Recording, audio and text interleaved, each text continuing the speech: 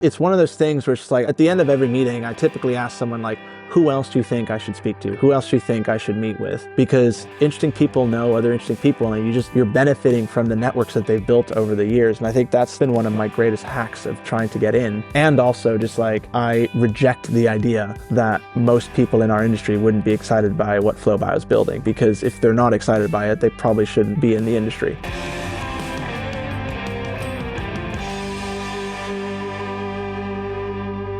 And welcome back. We have Stefan Fluit. How did I do there? Joining on the podcast today. Pretty good. Pretty good. Thanks, Jonathan. Awesome. Well, it was fun to meet you here in Boulder. We talked hydration, we talked brand building and investing and all sorts of fun stuff, and figured the next evolution of that conversation is obviously on the Long Run Labs podcast. So Stefan, thanks so much for taking some time to chat. Yeah, no, thank you for having me. It's a pleasure. I've been a big fan of your show, so it's surreal being on it. Awesome. Well, first question, as you know, is always a tough one. And who is Stefan? Yeah, who is Stefan? I think I am slowly starting to find the answer to that question. I would say this year I've started to make some proper headway into that. I think the long and short of it is I'm a massive justice tripper whose art is through the form of products. My family always jokes that my brother's the artist of the family, which he physically is the artist of the family. Yes, he creates lovely paintings and drawings and sketches and stuff, but I always joke that, building companies, building products is also an art form. And that's kind of my form of expression to the world. But more and more slowly am I finding out that like my true calling is just trying to instill this sense of kind of conscious capitalism and just do good frequency into what I think is a more harder place to stand out and do good and speak your truth. So I'm just trying to bring a bit of bravery into that, helping people feel safe, speaking what's on their mind, whether it's right or wrong. I think it's important that people feel they can share opinions and have, healthy discourse. What does conscious capital mean to you? Conscious capitalism? Yeah, it's a great question. The actual definition, I think, is, different to every individual kind of person who prescribes to it. Obviously, there's like slight tunes and modulations, but to me, conscious capitalism means that the best form in which to create value and in which to also maximize shareholder value, not the primary function, but also is by kind of building business and doing business from a place of good and long-term thinking. I think it's, we can go to business school, you can get an MBA, you can study business and do a PhD in it, but at the long and short of business is very simple. It's a relationship between two parties, one party with a product or service, the other party purchasing the product or service. That is business 101. And I truly believe that at the end of the day, the party with the money, they can vote with their feet. And I think more consumers are becoming a lot more aware of the fact that, we all have finite resource in this planet and we all need to be sharing it and distributing it appropriately. And I think over time, more and more consumers are becoming conscious of this fact and therefore seeking out brands who align with those values. And at the end of the day, as a function of that, actually live to tell the story. All the other brands who kind of have short-term values and short-term motivating factors, they all go the way of the dinosaur. So to me, that's conscious capitalism. It's just doing good and doing well by being good. People, planet, profit, basically. How did you land at that? So this is something that I have been a student of for well over a decade now. I remember finding out about conscious capitalism when I was at university. So one of my university professors, who was kind of more on the behavioral research and humanities side of the business school, she basically in one of her lectures was talking about kind of organizational behavior. And I think the case study we were studying was Primark. So Primark, who not many listeners maybe know of, but Primark here in the United Kingdom is probably one of the largest retailers for clothing items. Very, very budget clothing, very affordable clothing, but horrible track record in human rights. The case study we were studying was one in which child labor was taking place and unsafe working conditions were observed, and that led to a fire within one of their factories where a lot of people died, including children. And the topic of conversation in our seminars was basically debate, and people got to choose their sides, right? This wasn't like a forced debate where you're given the for and someone's given the against. This was a chosen debate of choose which side you belong to around child labor is okay. And to my surprise, people in my, age group, probably 40-50% of the room went, yeah, child labor is okay. Because they hid behind the fact that the country in which child labor was taking place, it was legally allowed. The workplace employment laws allowed for child labor. And I mean, throughout this podcast, you might learn that I'm also a native French speaker, but I was like, are you fucking kidding me? Like, just because something is legally allowed doesn't mean that it's right. And that's really when I noticed, like, okay, I mean, in this group of people all my age who, should know better, half of them are still thinking that, just because you can do something means you should do something. And that really surprised me. So I went to my professor after the class and, was like, is this normal? Like, you've taught this class year after year. And yeah, for her, it's just like, yeah, this is the normal position. You see a lot of students take this position because, they hide behind the law. I just thought, like, this just isn't right. So one thing led to another, led to another, led to another. I actually chose to do a TEDx talk on the topic, and I worked together with this professor to basically help build out my thesis around conscious capitalism. And that's when I basically learned about like the origin story of conscious capitalism, which actually was born out of the United States of all places. Is he doing all right? Yeah, he is. So he's for those who he's are found something to listening, chew. he's found something to chew. We've got a dog here in the background, but sorry to interrupt there. No, you're good. So yeah, basically at this TEDx talk, I delved really into this topic. And one of the things that I found out was Henry Ford was one of the OG conscious capitalists. And basically the thing that Henry Ford introduced was essentially minimum wage in the United States. So prior to Henry Ford, there was no legal minimum wage. Employers could kind of do whatever they thought was right. There was no federal law around minimum wage. Henry Ford, not out of the kindness of his own heart, right? I mean, I'm sure there was definitely some kindness behind his motivating principle, but a large part was, I have people working my factory floor who can't afford the product that they're manufacturing. If they can afford the product they're manufacturing, I manufacture more cars. It's not rocket science. If people can afford to buy the product, I sell more product, my stock price goes up. So basically, he created the minimum wage, and lots of other employers followed suit. They also had this eureka of like, oh my gosh, if people can actually afford to buy stuff, my market share increases, my production goes up. And there's countless examples of this in history. I mean, Whole Foods being one of the most recent ones, where for a grocery store chain, very unconventional, but every employee at Whole Foods had stock in the company. There was no legal requirement to give people stock in the company. Everyone from member of head office down to someone who was unloading the trucks and loading the shelves, they all had stock. Why? Because if someone has stock, they have ownership. If someone has ownership, they care. If someone cares, the customer experience is better. Customer experience is better. They come to your shop rather than the competitor's shop. It's not rocket science, yet we all struggle in this society to remember that at the end of the day, transactions are relationships, and relationships are deeply human. Even with this whole AI BS that's going on, I still think, and I actually think we're even going to turn to even more humanity craving. But at the end of the day, it's all about human to human relationship. And I think if you're able to understand that and somewhat take advantage of that, you have a significant power as a management team, as a company in the market, because people gravitate towards that you're creating your own gravitational field in that sense. I totally agree. Trust is the one component that cannot be faked or created by a machine or whatnot. And I was having this conversation recently, and it feels like 2026, 2027 focus will be on in-person and real life activations, because it's really the only way you can determine if something is real or not. Even, on Instagram, there are beginning to be like AI influencers, and the person you're following might not actually be a human.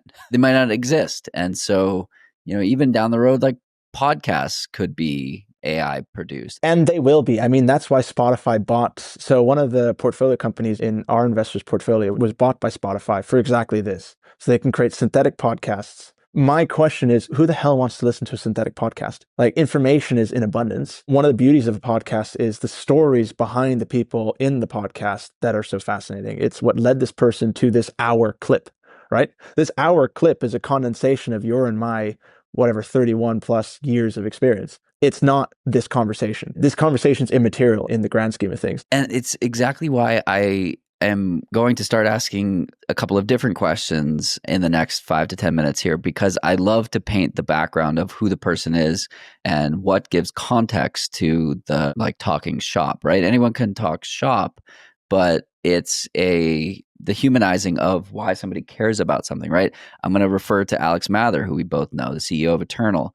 I had him on this podcast over the summer, and in the buildup of who is Alex the human, he shared that when he was 12, his mom was diagnosed with an illness or a sickness, and running was taken away from her. And so as a result, he became he just didn't want to lose running. He didn't want to lose movement. And so his time at Strava was in the facilitation of creating community and helping people find and love sport. And then eternal is the like, how do we delay the drop off for as long as possible? Because he's seen what happens when that drop off exists. And so it totally changed the dynamic of the conversation, right? He had a $500 million exit to the New York Times. In theory, somebody who has $500 million exit to any company doesn't need to work anymore. They can choose to work. And so when somebody chooses to work grounded by a mission that is in the facilitation of like helping people versus like doing capitalism and identifying like a market opportunity and pouncing on that, it's a like you run the business totally differently and you communicate totally differently. And so it's just like the most perfect example of when you can understand somebody's why, the how becomes so much more meaningful. I think, well, two things. I think one, the reason that that's how you conduct your conversations, I think that's why we bonded so quickly, because I'm sick and tired of people having superficial level conversations where it's like, can we just both admit that we're, one, making shit up as we go? None of us are experts. Can we also, two, admit the fact that we're human with our own traumas and our own like negative experiences in life? And that we're just trying to carve out something of ours in this massive chaotic world, which is getting even more chaotic with, Mr. Orange in the White House. And then the third one is, can we just give each other kindness and the benefit of doubt that we're just all trying our best? And I think once these three things are thrown into a conversation, you suddenly shed all of these like walls and kind of niceties and fake. And I think that's one of the things that, what you just said around when you can understand someone's why, you can really understand how this person is going to behave in the world, in the business place, and, be successful or not successful. And I'm always fascinated that in my day-to-day line of work, when I'm speaking to investors, that they don't ask these questions. They ask the cut and dry, what's your market size? What's your total addressable? What's your go-to-market? What's your traction? Like, that's all well and good. The issue is in startups where you're literally fighting fire every single day. And they always say, we invest in the company and we invest in the team. They don't ask anywhere near enough questions, in my opinion, about the team. They don't ask me why, I'm doing what I'm doing, right? Like, I could be a banker, I could be a lawyer, I could be a doctor. I mean, there's so many different choices available to us in the world. What I'm always fascinated by is like, why did you choose this career path of all the choices available? And I think that's when you really understand someone and you can understand how tenacious they are, what's driving them, what's their non-negotiables in life. And those are the interesting questions. That's where you really get to know someone. Yeah, I've had that conversation on the investment front as it relates to the difference between angel investing and VC funds, right? Like the angel investing side is much more vibes focused and who is the person and what do they care about? I've joked that one of the first angel investments I made was into a company led by a guy I would follow into a burning room if he told me that that was like the best path forward. And shout out to Phil of Brooksy. Like when you have somebody who is such an excellent operator, you almost don't even need to, look in their shorts and for the financials and whatever. And like I didn't. And it's like, it's going well. And he's grown the company substantially. And like they're much better positioned today than they were 2 years ago to have the impact that they're looking to have. And if I were writing a $2 million check, that's a different story than a $15,000 check. I understand the difference, the magnitude of, or the gravity is different. However, one is much earlier, one is perhaps a little more established. It's just a really interesting dynamic between that. I don't know if we're mutually connected, but one of the most fascinating people I've met so far in my career is one of the founders of Strava, a guy called Mark Gainey. And he and I sat down many times. And one of the things that he was always saying, because, I've obviously asked if he wanted to have a bit of skin in the game in FLOWBIO. And he's like, look, I leave investing up to the professionals. It's the hardest job in the world. I would never want to do it. And when I double clicked on that, it's like, well, I kind of in my own head was like, actually, thinking about it, it is a bloody hard job, right? Because essentially, what is the role of an institutional investor, especially in the venture scene? It's unless you have deep, deep, deep relevant operational expertise in that certain vertical of the company that you've invested in. If you have that, it's a different story. But for 99% of investments, you don't. Therefore, your job as an investor is to spot an opportunity, come in early enough where it makes sense for the fund dynamics, invest, and then just sit down and get out of the way.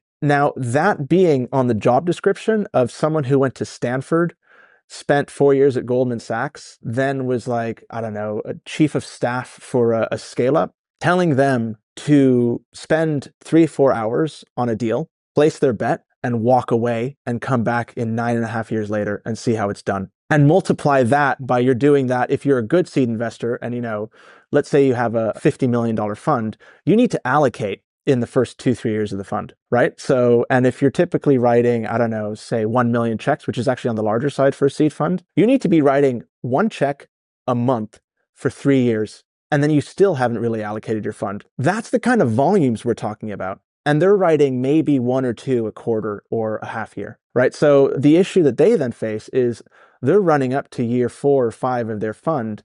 They've got another 30, 40% to allocate, and they can only invest in high revenue opportunities as a seed stage fund because that's the only opportunity they're going to get to exit their fund for their LPs and have an IRR that's semi-respectable and competitive with other asset classes. It's a tough job. I mean, I've met sovereign wealth funds. They're not nice people, right? They ask two things. What's your IRR? When do I get it? That's it. That's all I care about. And if the answer is not an answer I like to hear, get out of my face. Because the world of VC, the world of asset classes, it's commodity. Money's the biggest commodity in the world. And all they're doing is they're looking for a bucket which is going to make it slightly more than the other bucket, left or right of it. That's a really tough job. I would take my chances in the open market any day as a founder over an investor because I at least have the ability to spot a trend and build towards that future and be more in control of that future coming to fruition. Obviously, as a founder, we all know that we're not in control of our destiny. I think, you'd be lying to yourself if luck and timing were two of the biggest factors. But still, you have a little bit more hands-on day-to-day, 12 hours a day type thing where you're massaging and maneuvering the business. So yeah, we should kind of tip our hat off to investors because it's a hard existence. And I think you have to make it nice by going to conferences and, splurging the cash and nice dinners because it's tough. It's a minimal, shallow existence when all you're doing is investing and having to take a step back. And I think what we're now starting to see is the better venture funds are realizing this and they're kind of either reducing their AUM, having leaner teams, more specific teams to a certain industry where they're really getting hands-on with the teams because that's where you, one, just have a better and more enjoyable 10 years as the fund kind of plays its life cycle.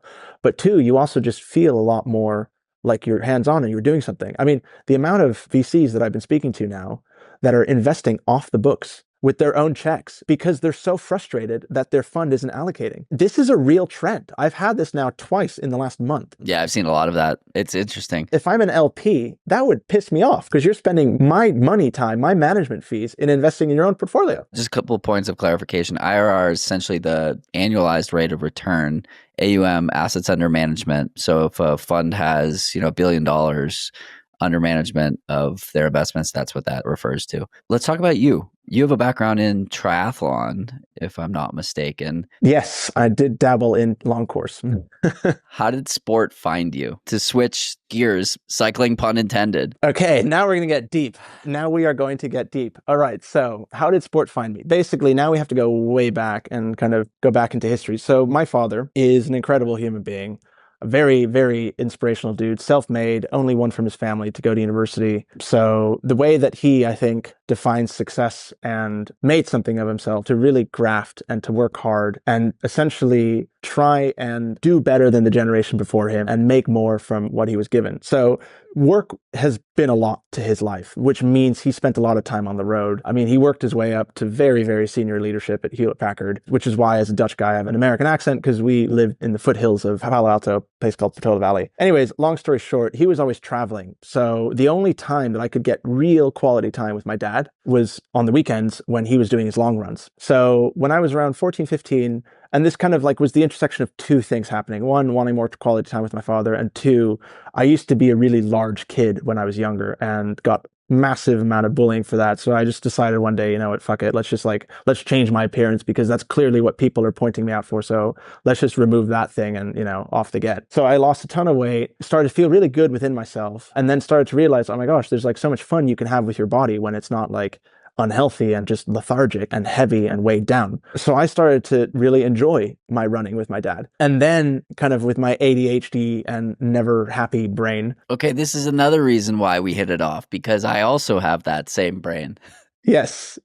And this is a brain that I've been trying to mold to not be my worst enemy. Because I think, if this brain can be, and my parents always say this, my strengths are also my greatest weaknesses. What makes me me in a good way also makes me bad, or makes me in a bad way. Like it can be my downfall, so to speak. So in this thing of not being able to find satisfaction, I spent well over 10 years in that state of just like constantly chasing, living for when things are, when I'm, more successful, when the company's in a better place. And I've really had to deal with like, okay, no, today, now, in the present, because you're never going to get there. With the brain that I have, I'm never going to make it. And that's the beauty of my brain. Like the point isn't to make it, it's to constantly like grow and challenge yourself. I always joke that when I'm building FlowBio, yes, I'm building a company which will hopefully and should do have a pretty healthy exit for myself, the team, and the investors. I'm getting a PhD in life. And it's so fun. It is so amazing, the skill sets that you learn in building a company. And that's one thing that like I've learned to kind of tell my brain, because, in breakup situations, the brain, right? The brain is just not a great thing. Like it sometimes works against us. I have a friend who was going through a breakup a while back, really nasty breakup.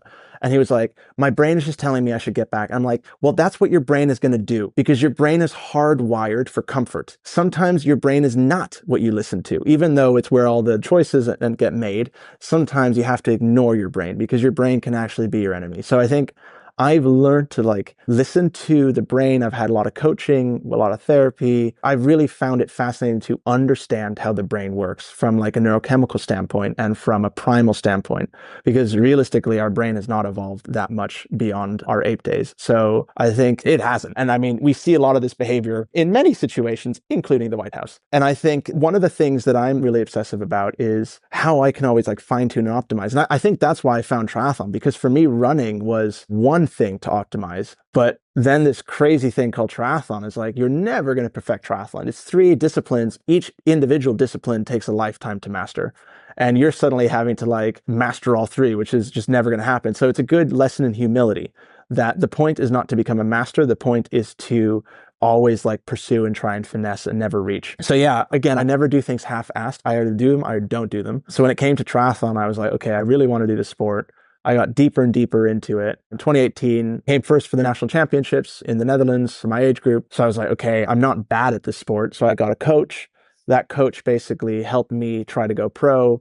And it was actually in that journey that I found kind of the origin for the company that I'm now building. But yeah, that basically was my journey into triathlon. It was very much to connect with my father and to, yeah, kind of take the bullseye off the back, which was causing me a lot of grief through bullying. Wow, there are so many places I could go from there Yes. because so much of that resonates, right? I too have ADHD. I too feel like I'm always on that hedonic treadmill, as it's been described. I read a book by Andrew Wilkinson called Never Enough. And Andrew came from lower middle class and became a billionaire on paper over the years. And as time went on, he kept meeting more and more wealthy people. And there was a particular week where he was in, I think, the Bay Area, and he met somebody with $100 million net worth and $250 million and $500 million and $1 billion.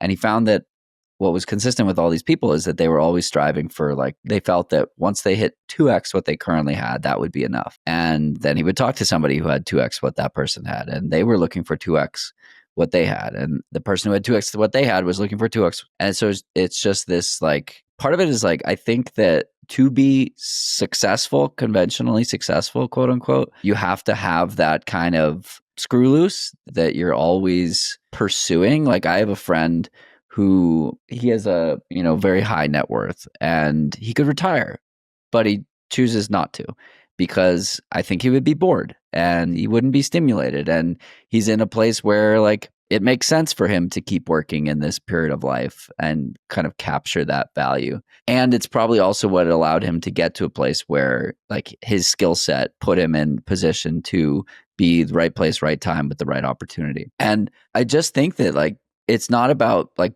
blocking or limiting that piece of the brain. It's about harnessing the, like, how do you enjoy and appreciate what you have while still feeling like Pursuing.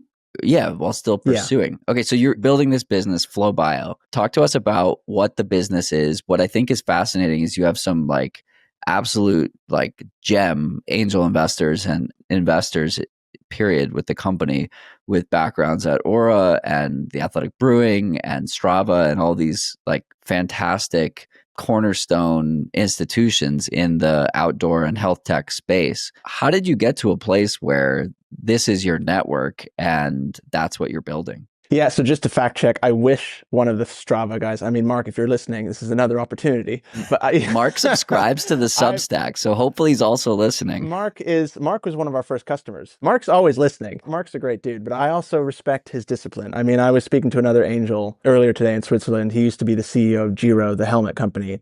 And he was like, my wife and I sat down recently and we agreed no more angel investing because it just mostly just doesn't make money, which by and large I would agree with. Yeah, and it's not really the point. It's to like have a horse in the race, and yeah. Yeah, and just to like feel like you're still exactly, you're in the game still. You're participating, you're giving back. Yeah, by the way, if you're listening to this and you're curious about angel investing and you're wanting to use it as a way to make money, it's not the put it in the stock market. Don't. Yeah, there's better asset classes. If you just want an example, people who professionally invest, and we're talking venture capital funds, at best, most funds have an IRR of like maybe 10 to 15%, which my own stock portfolio beats that. Like my stock picking portfolio beats most venture portfolios. Probably by a large margin. Yes, but I think the point of venture and the point of angel is not per se the returns, though obviously if you're an LP it is. The point, in my opinion, is to bring technology that is going to touch every single person's life. That is why venture was born. It was born post-World War, part of the space race, to create all the technologies that got us to the moon, which created the computer industry, which obviously now, we all know the story and how it ended. So I think it's wildly successful if you go in with the right expectations. But yeah, in terms of FlowBio, I mean, it's a good question. I have asked myself this from time to time. My answer is it's always kind of comes back down to like I said earlier, if I want something, I get it. If I don't want something, it doesn't happen. I really want FlowBio to be a thing. I think it is wild. The more that we build this company, it's wild to think that in a world 3 to 5 years down the line, people aren't going to be data driven in their hydration. And, over my dead body, is that future going to exist without us being the one to create it? So as a function of that, you just have to go and figure out how to make it work. And as a function of that, you meet all these very interesting people because if you founded a company in the wearable space, you obviously are passionate about wearables. I mean, take it from me, like building a hardware company sucks. It's difficult. You're constantly pushing a rock up the hill, but I wouldn't choose it for anything else because it's so incredibly rewarding. But I think as a function of that, you meet people who did the same, right? So Athletic Brewing guys, massive, massive hardware company, right? Like they have 2 breweries, I think, in the US. They ship product globally, incredible hardware intensive business. And they started off in the athletic community. And I cannot remember how Bill and John and I connected, but we did. And then they were responsible for another $500,000 syndicate that came off the back of their check because they basically said, hey, we have a bunch of our angel investors who we think this would be really good for. And they brought them in. Petri from Ura, again, I can't remember how I met him, but he invested off the back of like an hour and a half conversation. And then he brought his investor from, I think, Seed at Ura, and they led our 3rd and 4th round. It's one of those things where it's like at the end of every meeting, I typically ask someone like, who else do you think I should speak to? Who else do you think I should meet with? Because interesting people know other interesting people, and you're benefiting from the networks that they've built over the years. And I think that's been one of my greatest hacks of trying to get in. And also just like, I reject the idea that most people in our industry wouldn't be excited by what FlowBio is building, because if they're not excited by it, they probably shouldn't be in the industry. Because I think hydration is like, if we kind of boil the human down to like basic, in order for us to exist, we need to do 4 things. We need to breathe, we need to sleep, we need to eat, and we need to stay hydrated. That's it. Like all the other stuff is kind of niceties on top. That's the foundation on which everything else is built. So if we look at, sleep, we've quantified it, this and this is doing a pretty good job at helping me understand my sleep cycles, understand, this whole thing with sleep debt is a complete fad, but whatever, like it lets you know how consistent you are with your sleep. I think, again, on the point of sleep debt, we as an industry should do better in bringing real science to the customer, not anxiety-inducing science. But by and large, sleep is pretty well quantified.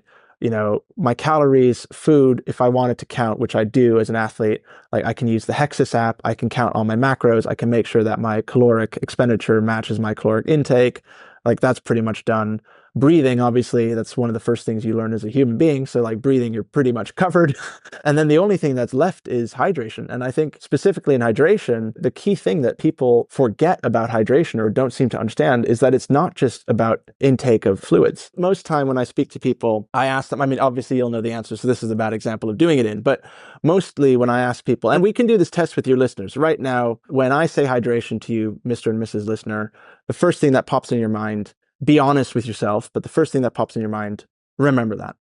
Okay, cool. Hydration. It is not simply drinking water or a lack of water. That is actually one of the 4 states of dehydration. The most common cause for dehydration actually in athletic sense is overhydrating. So you're actually hypernatremic. You're drinking way too much plain water and you're diluting your electrolytes. Hydration is the balance of water to sodium. And if we go back to like really basic, I don't know, I wasn't going to say like preschool because it's definitely not preschool, but wherever you're, maybe 12 or 13 years old, whatever that like class is called, chemistry, osmosis. All of our chemistry teachers did this. They would have water, they would have salt.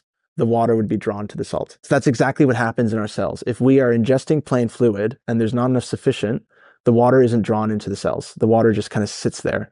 And furthermore, if you're constantly adding to that water, the water eventually needs to pass through the system. And what will happen is you're just flushing out all your electrolytes, and all these important electrochemical reactions that are supposed to take place can't take place. And that is the issue. At first principle, most of us don't know what dehydration is. We're solving the problem with another problem, which is we're just drinking plain water. I mean, everyone's walking around with these massive jugs of water where they're like, oh yeah, I need 2 of these a day. And it's like, well, if you just drink 2 of those a day and that's all it is plain water, you're actually like really not going to be in a good place in a couple months. Now you're referring to athletes, right? Not the everyday person that's not exercising 5 to 20 hours a week, right? I'm kind of referring to everyone. I think a lot, especially people who lead a pretty healthy lifestyle and diet where, like a whole foods diet, not much processed food, not much kind of meal, like, refrigerated meals or whatever. We're actually at a heightened risk of dehydration because we've kind of stripped out sodium from our diet because doctors say salt is bad, therefore don't take salt. It's similar with like, fat is bad. Carbs are bad. We just strip out really basic things from our diet that are critical and that are necessary. So no, I'm kind of talking about all of us. I mean, we always joke that anyone with a sweat gland and a heartbeat is a FLOWBIO customer. So, minus the prince who did some dodgy shit with Jeffrey Epstein, who claims that he doesn't sweat, minus him, basically everyone is our customer. So a really good example and case study that I was made aware of by an investor we were speaking to about 2 months ago. They had recently relocated back from Japan, and they were telling me like, Stefan, I don't think you realize how large the market is for what you're building. I don't think you realize how big the problem is. And I'm like, well, I think we do, because like otherwise we wouldn't be sacrificing everything we hold dear to pursue this company. But like, I always want to learn more. So like, humor me. And she basically proceeded to tell me about how in Japan, in the emergency department, so any patient walking through A&E or whatever the equivalent in the US it's called, they would be hooked up to an IV drip. So they wouldn't be triaged, they would be brought to an IV drip. And the reason for this is they found out that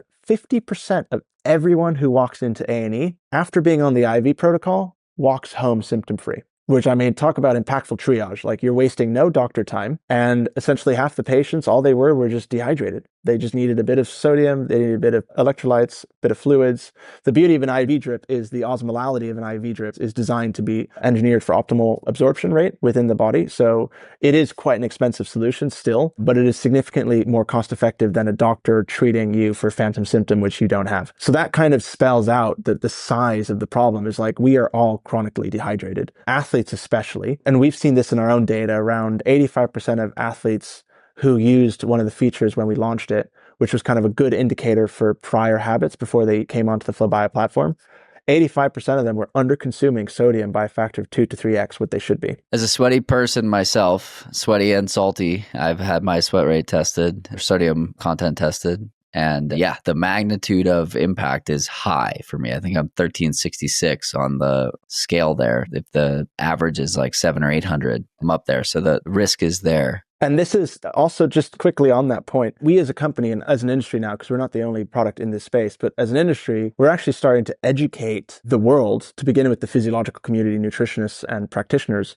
that your sodium concentration isn't a static number. It's not okay, you test it once and that's it. It fluctuates constantly. I mean, I'm not going to do it because I think the webcam and it just wouldn't work, live demo, but my sodium concentration can fluctuate anywhere from 400 milligram per liter all the way up to 1.8 gram per liter. Based on things like if you're using sauna regularly, Yeah, so sauna is a good point. It's not the sauna that's changing your salt per se. It's the fact that if you're regularly doing sauna, what you're actually doing is your body is heat acclimating. And as a function of heat acclimatization, your body gets more efficient at dispersing the heat, the energy that your body's producing. So your sweat rate goes up. So the dissipation rate of heat, it gets more efficient. But your sweat sodium concentration actually goes down because what your body's learning is, okay, we're being subjected to situations in which we're having to expel a lot of fluid to dissipate our body temperature. But salt is critical to maintaining a hydrated state. So I'm going to reabsorb the sodium before it leaves my bloodstream or my sweat gland because I don't want to be in a deficit state of sodium.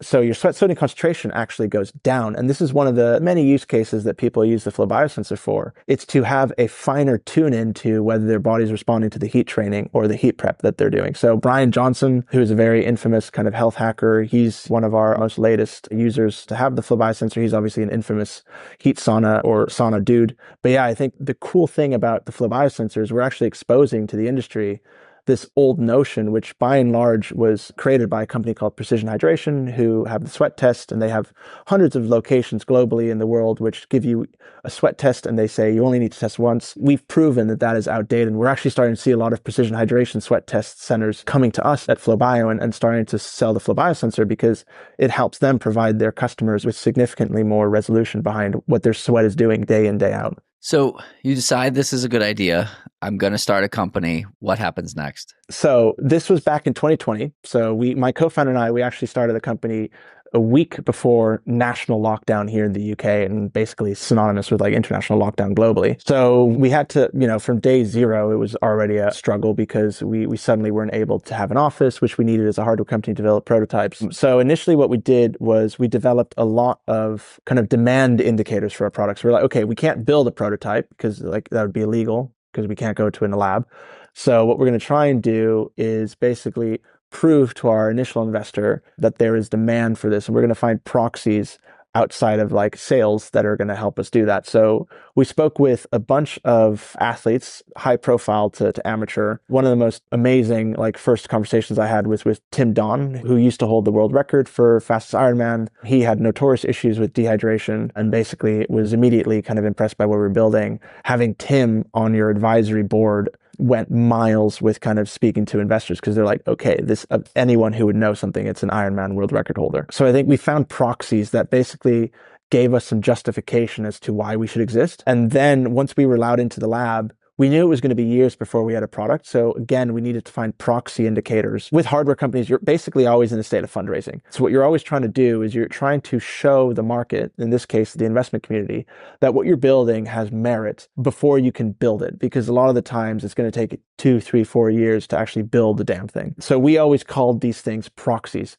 So the first proxy for the FLOWBIO sensor was actually what we called the sweat test kit, which was a kit, vials, tegaderm patches, and extractor kind of syringes, where we would ask athletes to wear these patches in a variety of situations, send us the sweat samples to the lab. We would analyze it for them and provide them with a Google Sheet report of how their sweat behaved. And we would ask them to weigh themselves in and out. And basically what happened from this is we had a very lo-fi indicator that two things. One, someone is willing to know this data enough that they're going through this massively arduous process, it was not a fun process. So we're like, okay, there's intent, which is great.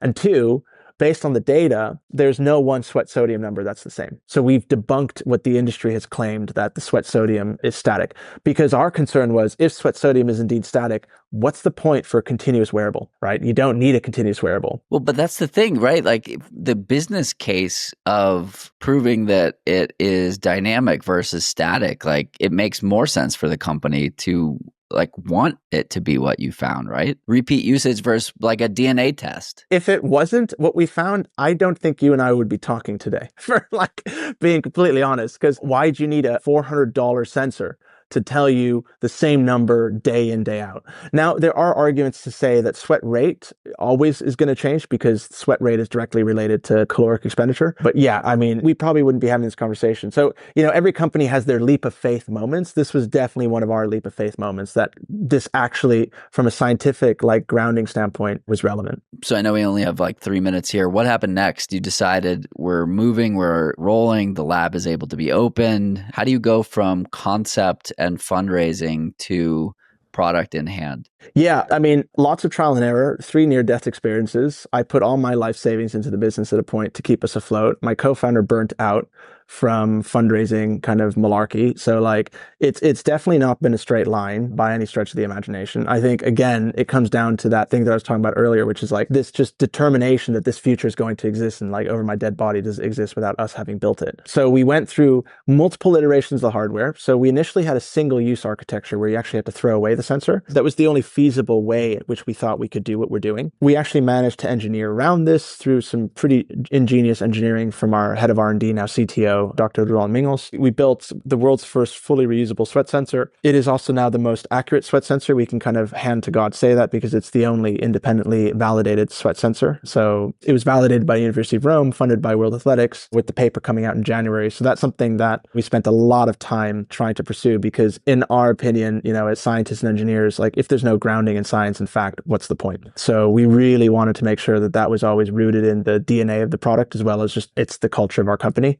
But yeah, we went through alphas and betas. So we had 1 alpha, 1 beta. And basically every time we learned something new, the first alpha taught us that reusable has to be the way because single-use sensors are just way too finicky. The cost to the customer is too high. The operating cost is too high. The retention is poor. Then when we expanded out to the reusable platform, we learned very quickly that we needed to develop and engineer a lot more of these devices because we were sold out within weeks of launch. So we've basically been sold out for 5 straight quarters. So we've been having 200% growth quarter on quarter. Our demand is massively outstripping our supply, which is again why we're now fundraising. It's kind of a happy fundraise because we know the thing works, it's validated, it's established. We're used by World Tour athletes, Ironman world champion, Lucy Charles Barkley uses the device. We got Hayden Wild, Olympic silver medalist, was kind of referred to us by Sam Dickinson. They're both in the T100. So in the pro paddock of sports, people are talking about it. People are trying to find it and they're trying to access it. I'd be lying if I said it was a straight line. And the amount of times that I was I'm not joking, the amount of times I was on LinkedIn Jobs